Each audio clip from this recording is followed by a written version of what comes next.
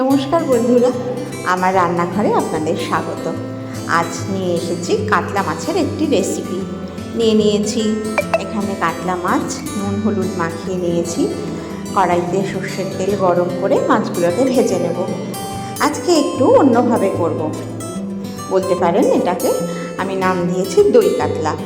একটু আমার নিজস্বতা কিছু আছে। তো মাছগুলোকে এক এক করে লাল করে ভেজে নিচ্ছি। এখানে আমি সর্ষে, পোস্ত, কাঁচা লঙ্কা পেস্ট করে নিয়েছি।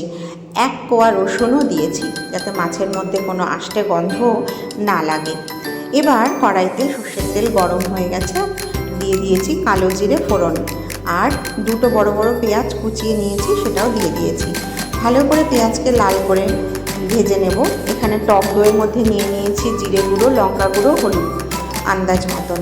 এবার এইখানে পেঁয়াজটা যখন হালকা ব্রাউন কালার হয়ে এসছে, তখন আমি এর মধ্যে অ্যাড করে দিচ্ছি সেই সর্ষে পোস্ত পেস্টটা জলে গুলে ওপর থেকে ছেঁকে আমি দিয়ে দিলাম। গ্রেভিটা নিজের আন্দাজ মতন যতটুকু দরকার ততটুকু। এবার ভালো করে এটাকে ফুটতে দেবো। আর এখনই আমি এর মধ্যে অ্যাড করব টক দইয়ে গুলে রাখা সেই জিরে গুঁড়ো, লঙ্কা গুঁড়ো, হলুদ গুঁড়োর পেস্টটা। ভালো করে দিয়ে সম্পূর্ণ ভালো করে মিক্স করে নিতে হবে। এর সাথে আমি আরেকটা জিনিস করেছিলাম, আমি দেখেছিলেন চিনেবাদাম আমি ভিজিয়ে রেখেছি, সেটাকেও পেস্ট করে নিয়েছিলাম এবং সেটাও দিয়ে দিয়েছি, যাতে গ্রেভিটা একটু গাঢ় হয়। তো এইবার ঝোল ফুটে উঠেছে আর মাছগুলো আমি এর মধ্যে এক এক করে দিয়ে দিলাম।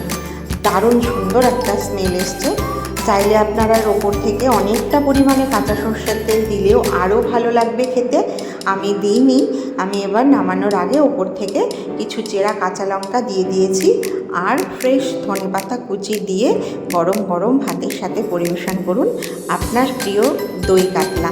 আমার রেসিপি কেমন লাগলো অবশ্যই একটা কমেন্ট করে জানাবেন।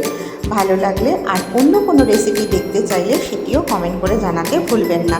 ভালো থাকবেন, সুস্থ থাকবেন, সুন্দর সুন্দর রান্নাগুলো দেখুন আর নিজেরাও ট্রাই করুন। আমাকে কিন্তু জানাতে ভুলবেন না। আজ এইটুকুই। মাছ কিন্তু রেডি আমার টিফিন বক্সে আমার ভালোবাসার মানুষদেরকে টেস্ট করানোর জন্য। তো কেমন লাগলো রেসিপিটা অবশ্যই জানাবেন। ধন্যবাদ।